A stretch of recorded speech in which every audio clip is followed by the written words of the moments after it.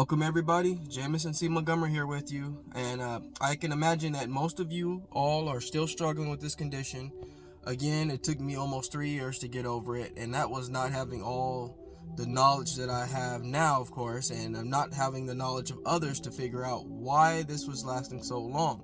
Some of the things I was doing, which were making it go longer and extending the time, was that posture. You know, it's not something that you think about when you having congestion and clogging of your ear. You assume, okay, it's probably allergy related. It's probably something to do with my sinuses. Maybe if you already have sinus issues, this is just going to redirect you in a sense, because when you have ETD, it doesn't so much have a lot to do with your sinus health, really, if that makes sense. It definitely helps if you have good sinus health and you don't have allergies and you don't have issues with congestion. But if you do, it's going to lead you down that direction, and you're going to be focusing on just strictly that, and that's not always going to be the problem.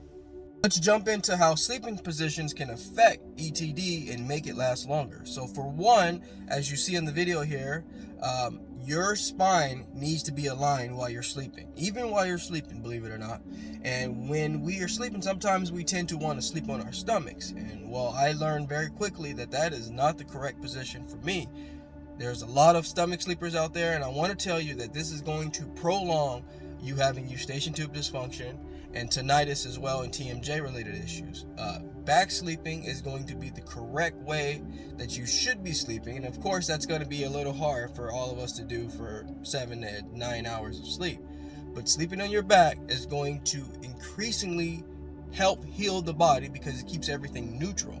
When I was dealing with this condition myself, I did not know. Of course, we want to maintain proper sleep posture no matter what we're dealing with, but you don't think when you're going through this condition that it's going to have an intense decision of how long it's going to last for you. So when I was going through this problem, I would sleep a little incorrectly and didn't think, okay, maybe I should make an adjustment here. So this is a little reminder for all of you out there that are not finding healing the way you want.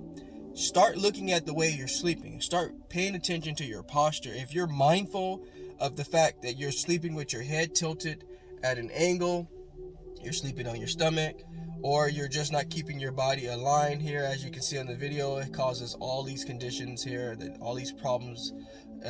Be sure to keep your body in check while you're sleeping. This is going to help you maintain a neutral position, which is going to help keep your spine aligned, which is also going to help keep your jaw muscles relaxed while you're sleeping, because of course we want to make sure that the jaw is the main culprit of why you have Eustachian Tube Dysfunction. I'm telling you that right now. It's the biggest problem that we're having. We're clenching, we're holding tension, and if your posture is out of whack, it's going to cause more inflammation, it's going to cause more tension on the body, and it's going to increase the span of what you deal with this problem. So, wanted to bring this to your attention. I did not know about it.